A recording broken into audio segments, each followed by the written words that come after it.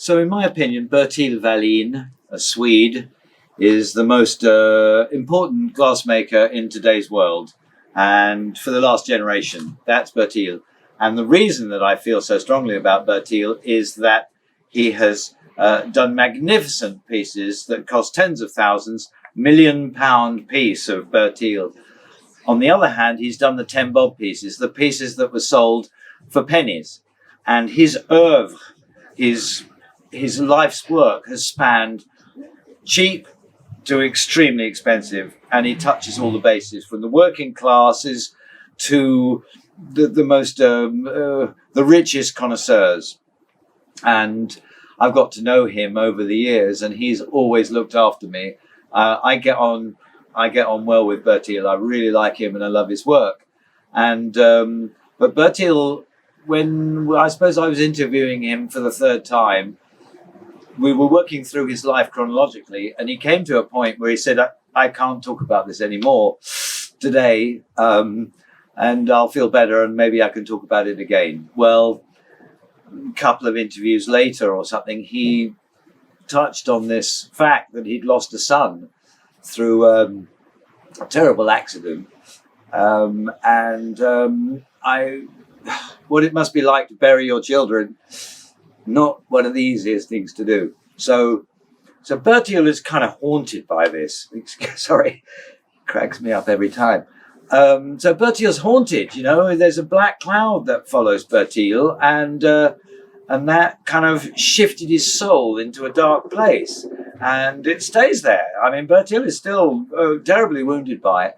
And then later, somebody showed him a newspaper story about a woman called Karolina, who in Småland, the glassmaking region of Sweden, had been crossing a lake as a child and had just collapsed on the ground and gone into a coma for more than 20 years. Well, that's clearly an extraordinary story. And then, having been in a coma for 20 years, she came out of it. And she was able to, talk and, blah, blah, blah, and regain consciousness. And of course, she'd fallen asleep, gone into the coma as a child, and woken up as an adult. It was the most bizarre story. And somebody had given Bertil a newspaper clipping of this story. And of course, bam! God, Bertil got Karolina's story very well indeed. He, arrow to the heart. It just awoken something in him. And so that launched his career into a different angle. And so his homage to Karolina is this most extraordinary egg-shaped head encased in glass. And there she is, encased in the ice. And it's very evocative.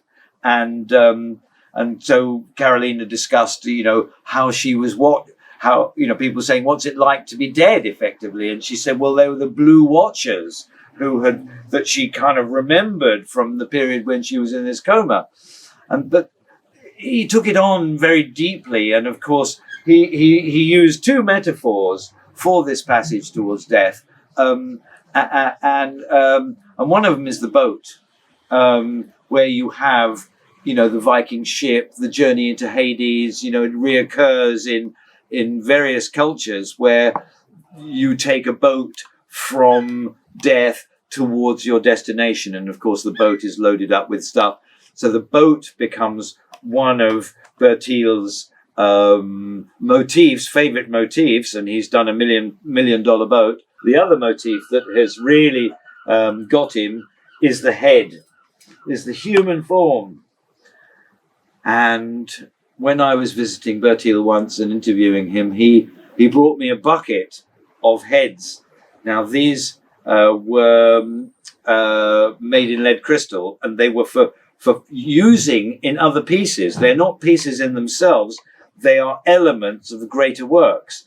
But because they're made of lead crystal, they can't be used in the new material after the EU banned the use of lead in glass. These became redundant because their lead crystal were incompatible with the new material. And so basically, this was Bertil's present to me.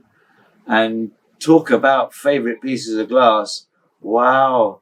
And of course, like so many artifacts, it just reminds me, it bonds me into Bertil. And wow, I get this. This is the Sutton Hoo warrior, the masked Viking, and it reminds me of him enormously. And I'll tell you what, it would take an awful lot to part me from this little gem. Thanks, Bertil.